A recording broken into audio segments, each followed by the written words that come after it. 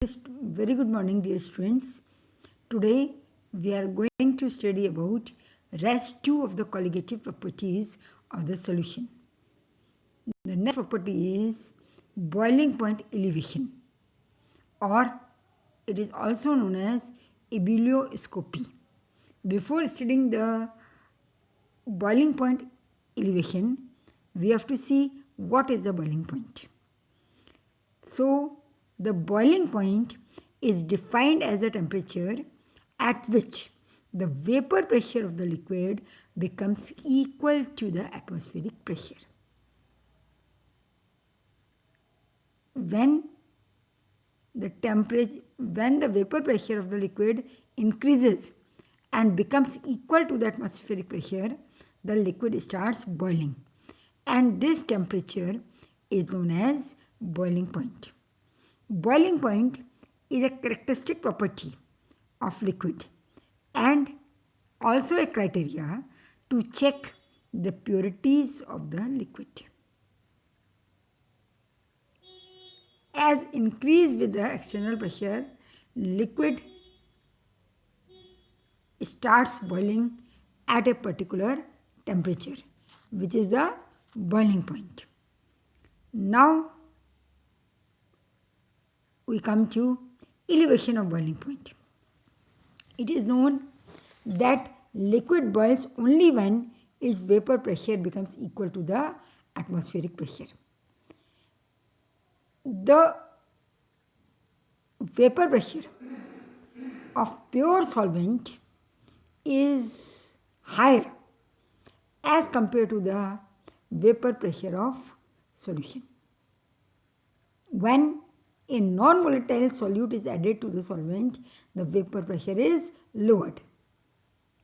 On last lecture we have studied lowering in vapor pressure. That is, when a non-volatile solute is added to the solvent, the vapor pressure is lowered. In order to boil the solution, the temperature has to be raised further so as to its vapor pressure becomes equal to the atmospheric pressure. So, the boiling point of solution is much more as compared to that of pure solvent. This increase in boiling point, the elevation in boiling point, is known as boiling point elevation. See, when a liquid is heated, its vapor pressure rises, and when it becomes equal to the atmospheric pressure, then liquid starts boiling. Here the graph is plotted between vapor pressure and temperature for pure solvent, solution 1 and solution 2. Solution 2 is more concentrated than solution 1. And see, yellow line indicate solvent. Solvent has a particular vapor pressure.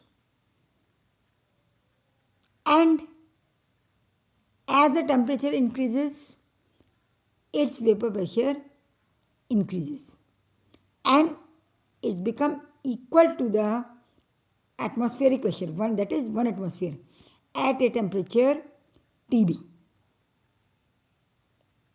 So, Tb is the boiling point of pure solvent.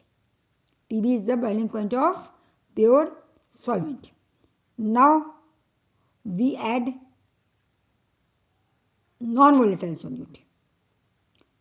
As we know, the adding of non-volatile solute lowers the vapor pressure. So, the vapor pressure of solution 1 is lower as compared to the solvent. Now, as we increase the temperature, again the vapor pressure increases and it becomes equal to the atmospheric pressure at temperature T1. So, T1 is the boiling point of solution 1. Similarly, if we further add solute, the vapor pressure further becomes less. And this solution 2 boils at temperature T2. The difference between T1 and TB is the elevation in boiling point for first solution, and the difference of temperature between T2 and TB is the elevation of boiling point of second solution.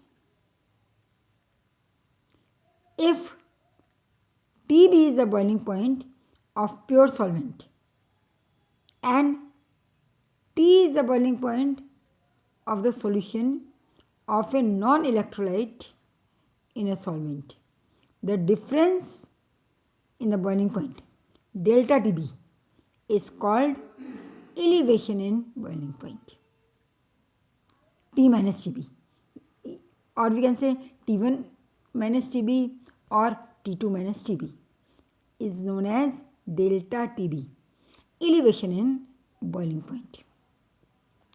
Now, for a dilute solution, these curves BD and CE, you see the curve BD and CE are assumed to be parallel and straight lines approximately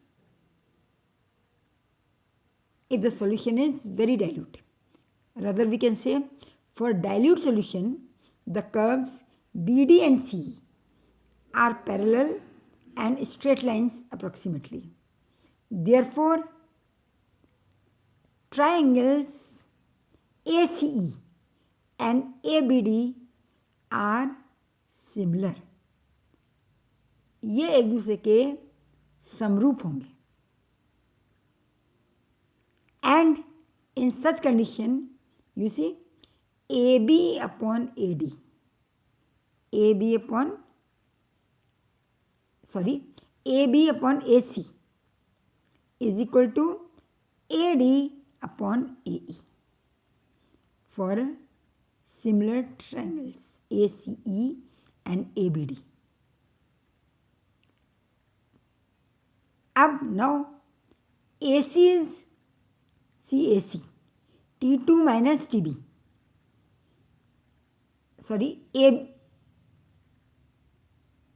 AB is T1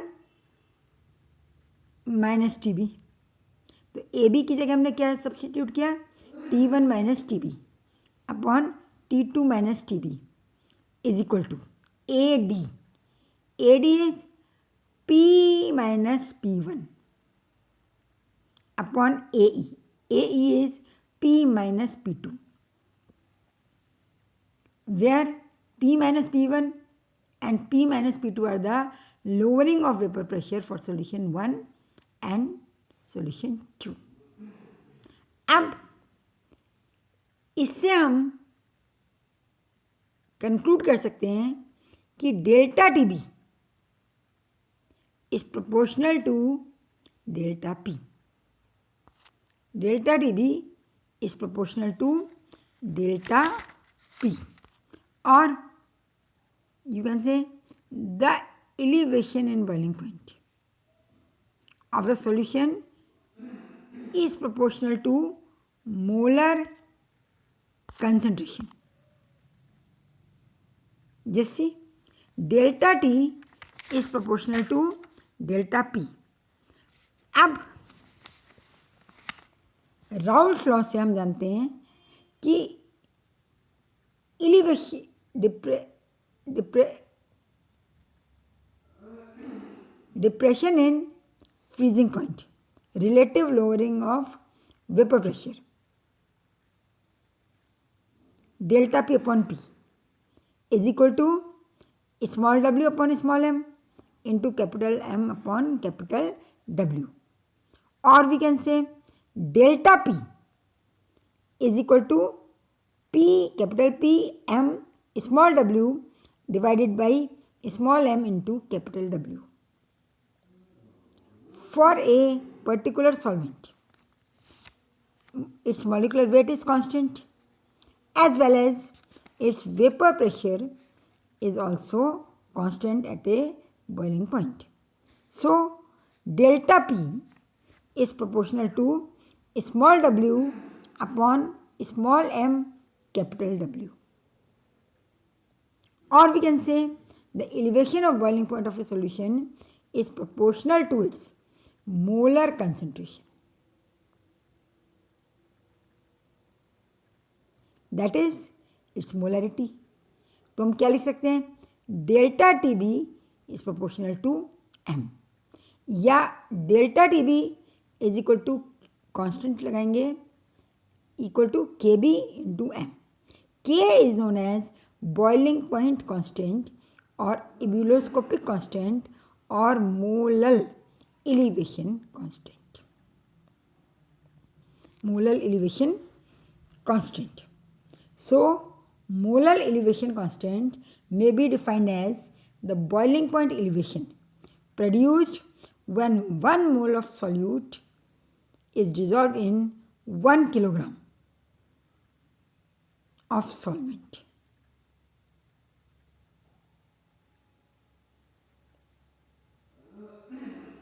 Equimolecular quantities of different substances dissolved in the same quantity of a particular solvent raise the boiling point up to the same extent.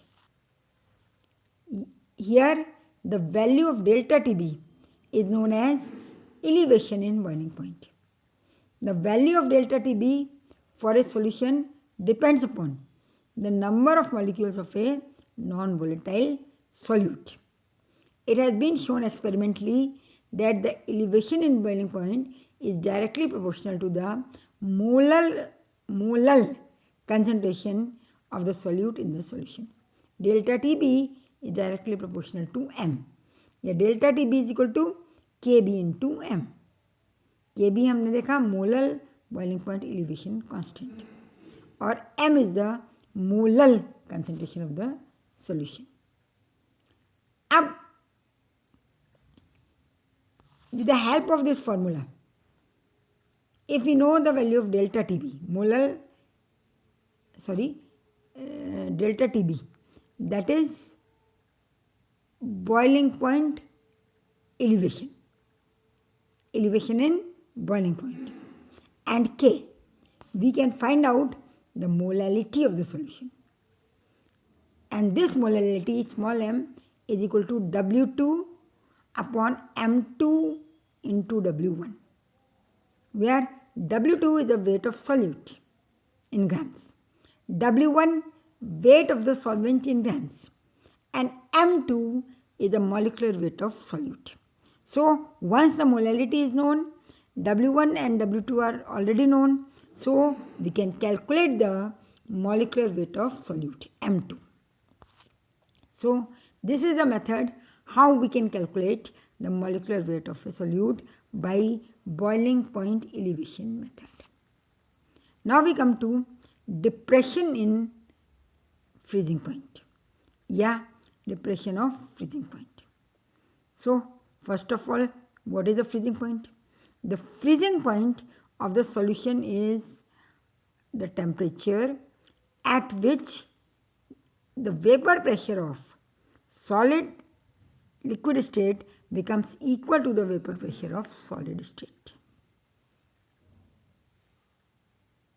When we add the solute, what happens? Vapor pressure becomes lower. So the freezing point of a solution is always lower than that of the pure solvent. Pure solvent. See, the temperature at which liquid state is converted into a solid state,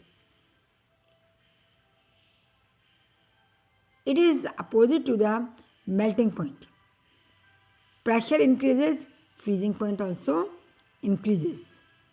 Hence, freezing point of the liquid is the temperature at which the vapor pressure of solid becomes equal to the vapor pressure of liquid state. Freezing point solution का जो है वो always greater होगा as compared to that of solution.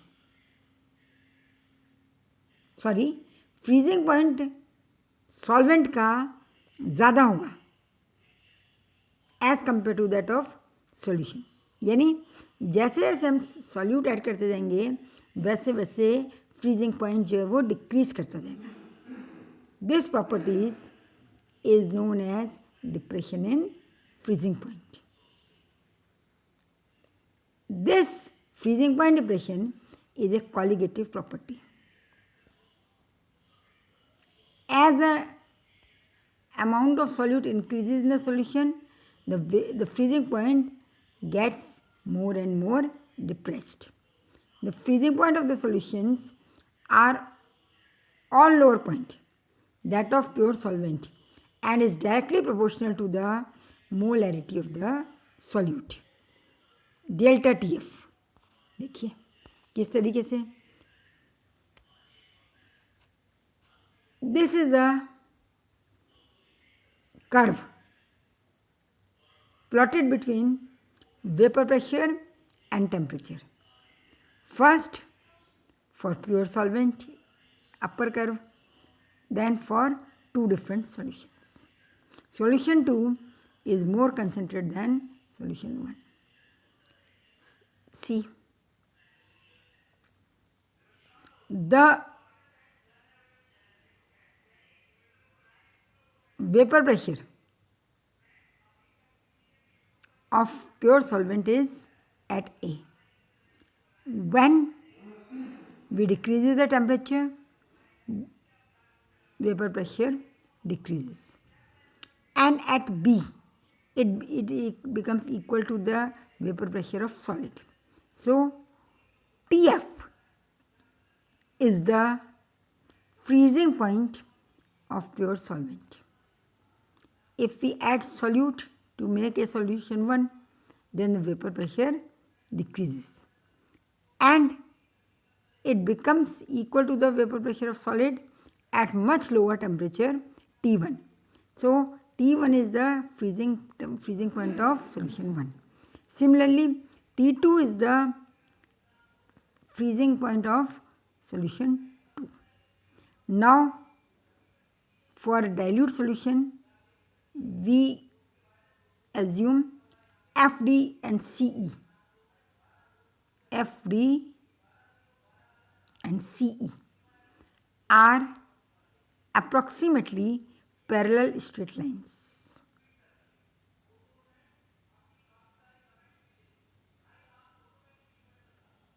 So the triangle BDF, see BDF and BEC are similar.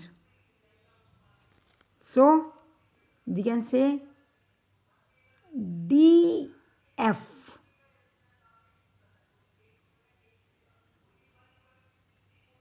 upon EC equal to BD upon BE.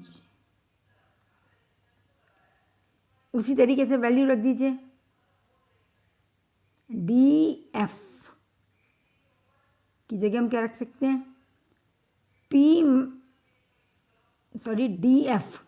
DF की जगह हम रख सकते हैं TF माइनस T1 और EC की जगह रख सकते हैं TF minus T2 is equal to P minus P1 upon P minus P2. In similar manner, we can say delta T is proportional to delta P. Delta T is proportional to delta P. Delta TF is equal to what? TF0 minus TF. That is depression in freezing point. Yeah, see, this is the freezing point graph. Now, Raoult law for the depression of freezing point. The depression of freezing point of a solution is proportional to its molar concentration. Colligative property है, or we can say delta TF is proportional to M. Delta TF is equal to KF into M, where Kf is known as molar depression of freezing point constant, or it is also known as cryoscopic constant. When molarity is 1, then Tb is equal to Kb. So, the cryoscopic constant may be defined as the freezing point depression produced when 1 mole of a solute is dissolved in 1000 gram of solvent. That is, equimolecular quantities of different substance dissolved in same quantity of a particular solvent produce its freezing point to the same extent. Now, as we know, delta Tf is equal to Kf into m. If we measure the value of delta Tf, that is freezing point of pure solvent and freezing point of solution, we know the value of K, so we can calculate the molality of the solution. And molality of the solution is equal to mass of solute in kilograms upon molar mass of solution in kilograms per mole into mass of solvent in kilogram. That is W2 upon M2 into W1. Knowing the value of a small m, W1 and W2, we can calculate the value of M2. That is molecular weight of solute. Molecular weight of solute. So, this is the method how we can calculate the molecular weight of solute by freezing point depression method and boiling point elevation method, rather ebullioscopy and cryoscopy. Now we come to the dissociation of electrolyte solutes. There are some terms. First one is solvation. Solvation means the aggregation of solvent molecules around a solute particle in the process of dissolution. When we add solute to the solvent, some phenomenon happens. First is solvation. What is solvation? The aggregation of solvent molecules around a solute particle in the process of dissolution. Second process, dissociation. The separation of single species into separate species, that is cations and anions. Those substances which furnish cations and anions are known as electrolytes. Sometimes association also takes place. Some solute molecules start to associate inside the solution. This means now there are less number of solute particles in the solution as colligative properties vary with solute particles in the solution. They will decrease along with the solute particles. As colligative properties are inversely proportional to the molecular mass of the solute, we get a higher molar mass of the solute. For example, acetic acid associate in the solution to form a dimer. Dimer is CH3COOH ka whole twice. So, there is decrease in number of molecules. Degree of dissociation. It is defined as the fraction of total molecules which dissociate into simple molecules or ions. Degree of association. It is defined as the fraction of total number of molecules which associate or combine together to form a bigger molecules. Now we come to very important one-half factor. What happens? Sometimes the property, the molecular weight obtained from the measurement of colligative properties does not resemble with its normal molecular weight, and this is known as abnormal molecular weight. To explain this abnormal molecular weight, one half give a term known as one half factor. It is denoted by I. The one half factor I, named after Dutch chemist Jacobus Hendrikus one half, is a measure to the effect of a solute upon colligative properties such as osmotic pressure, relative lowering of vapor pressure, boiling point elevation, and freezing point depression. There are 4 colligative properties. It is as defined as the ratio of observed colligative property produced by the given concentration of electrolyte solution to the property observed for the same concentration of non-electrolyte solution. Or we can say the one-half factor is defined as experimental value of colligative property upon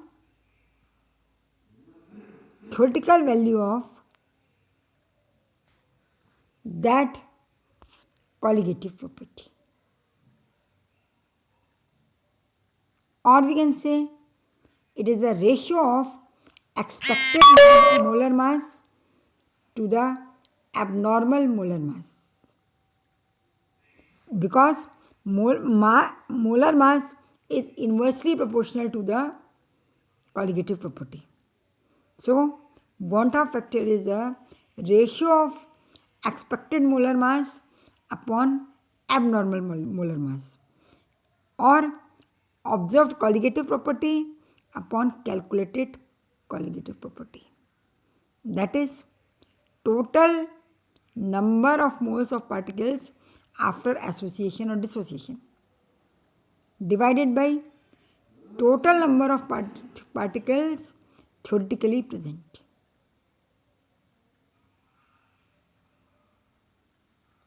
This ratio is known as one-half factor. I is the particles actual number of solute particles upon theoretical number of solute particles. So,